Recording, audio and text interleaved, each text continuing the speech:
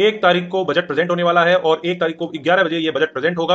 आप इस समय किस तरह की ट्रेडिंग कर सकते हैं, क्या व्यू बनाना चाहिए, किस तरह से आपको ट्रेड करना चाहिए ताकि आपका लॉस मिनिमम हो और प्रॉफिट मैक्सिमम। आज हम वैसी ही स्ट्रेटेजी में बात करने वाले हैं। यह है निफ्टी का चार्ट और देख सकते हैं 13,634 का रेंज इसमें चल रहा है और क्या स्ट्रेटेजी हमें बनानी चाहिए इसमें ताकि हमें बजट के दिन काफी अच्छा मुनाफा हो और लॉस बहुत मिनिमम हो।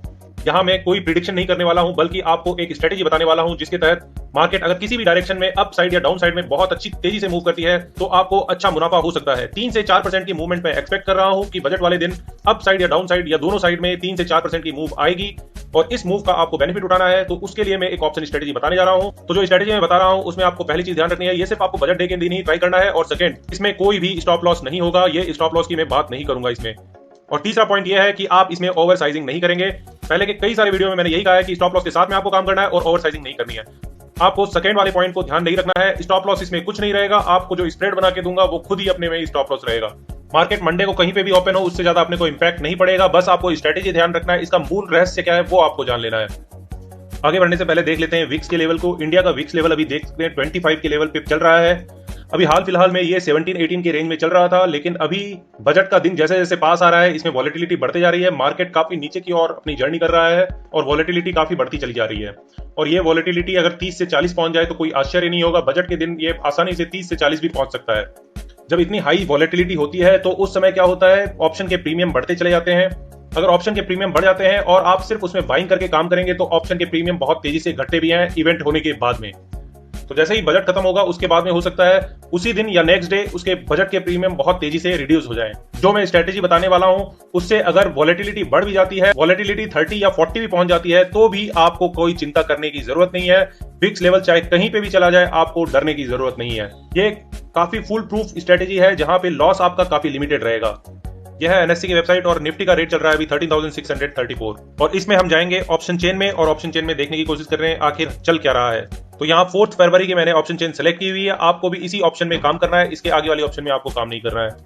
अभी हम सिर्फ देखेंगे निफ्टी की कॉल साइड को और निफ्टी की कॉल साइड पे ही हम कंसंट्रेट करेंगे। निफ्टी की वैल्यू चल रही है 13,650 के पास में, लेकिन हमें जो काम करना है वो हमें काम करना है 13,900 की कॉल को बाय करेंगे हम, जिसकी रेट चल रही है 120 रुपीज और इसके अगेंस्ट में हमें सेल करना है 14,100 की कॉल को जिसकी वैल्यू चल रही है 66 रुपीज।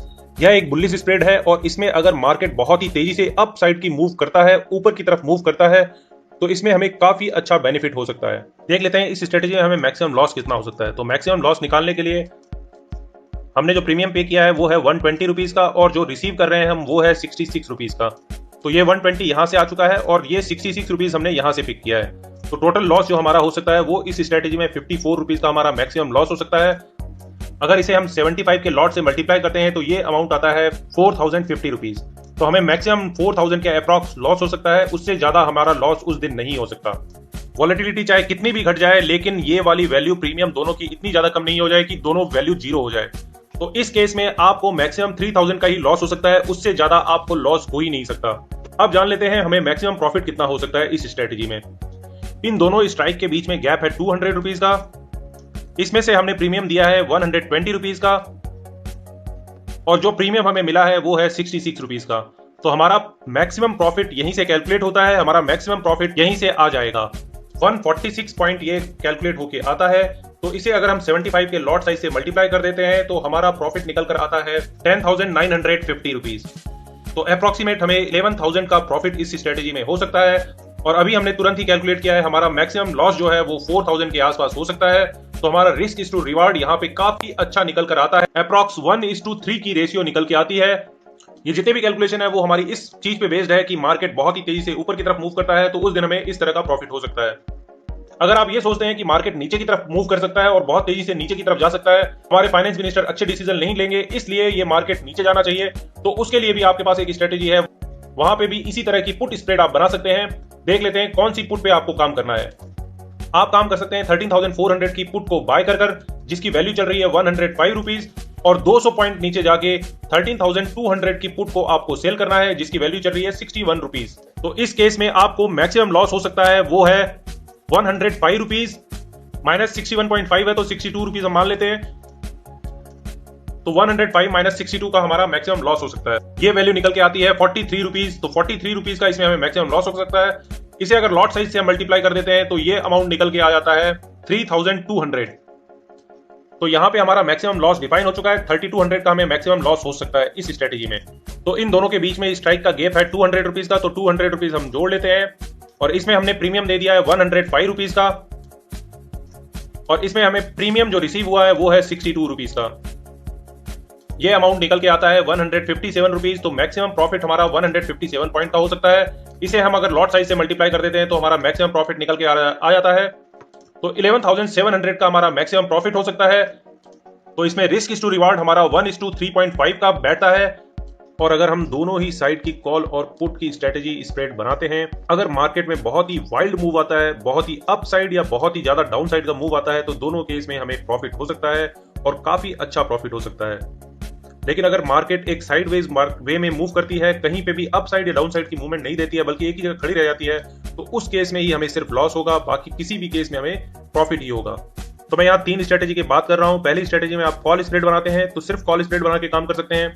अगर आप ये सोचते हैं कि मार्केट नीचे जाएगा तो आप पुट स्प्रेड बना के काम कर सकते हैं। और अगर आपको ये नहीं मालूम है कि ऊपर जाएगा या नीचे जाएगा तो आप कॉल पुट दोनों स्प्रेड बना सकते हैं और दोनों में ही काम कर सकते हैं। किसी भी डायरेक्शन में एक तरफा मूव आती है तो वहां पे आपका प्रॉफिट बढ़ जाएगा। इस स्ट्रेटेजी को मैं आप लोगों को दिखाने जा रहा हूं ओरेकल सॉफ्टवेयर में। यह है ऑप्शन ओरेकल का सॉफ्टवेयर और यहाँ पे मैं इस स्ट्रेटेजी को बना चुका हूं और ये पूरी स्ट्रेटेजी मैं आपको यहाँ पे दिखाने वाला हूं। अगर इस तरह की दोनों की स्प्रेड हम बनाते हैं तो हमारा मैक्सिमम प्रॉफिट और मैक्सिमम लॉस यहाँ पे दिखाया गया है। 7,700 का मैक्सिमम हमें प्रॉफिट हो सकता है और 7,200 का हमें मैक्सिमम लॉस हो सकता है। लेकिन अगर रियल टाइम में इसे कन्वर्ट कर दिया जाए, इसकी डेट चेंज कर दिया जाए, 1 फरवरी के हिसाब से अगर इसे सेट कर दिया जाए तो हमारा पोटेंशियल लॉस काफी कम हो जाता है। 2,000 से 3,000 के बीच में हमारा लॉस होगा और हमारा प्रॉफिट काफी पोटेंशियली बढ़ जाता है। इसे ग्राफिकल वे में रिप्रेजेंट करते हुए मैं दिखा देता हूँ किस तरह से ये प्रेजेंट होगा। अगर मार्केट किसी भी डायरेक्शन में अप मूव या डाउन मूव बहुत तेजी से देता है तो हमारा प्रॉफिट बहुत तेजी से बढ़ना शुरू हो जाएगा। यह है जेरोधा का मार्जिन कैलकुलेटर और यहाँ पे मैंने दिखाया है किस तरह से कॉल स्प्रेड अगर आप बनाते हैं तो आपको कितना मार्जिन देना पड़ेगा। अगर ये कॉल स्प्रेड बनाते हैं तो आपको लगभग 20,000 के आसपास मार्जिन देना पड़ेगा और अप्रॉक्स कॉल को खरीदने के लिए आपको 9,000 का मार्जिन देना पड़ेगा। तो 30,000 के आसपास ये अमाउंट बैठता है। कॉल स्प्रेड बनाते हैं या पुट स्प्रेड बनाते हैं, दोनों ही केस में आपको 30,000 के अप्रॉक्स अमाउंट देना पड़ेगा। आशा करता हूं दी गई जानकारी आप लोगों को पसंद आई होगी। इसी के साथ बहुत बहुत धन्यवाद।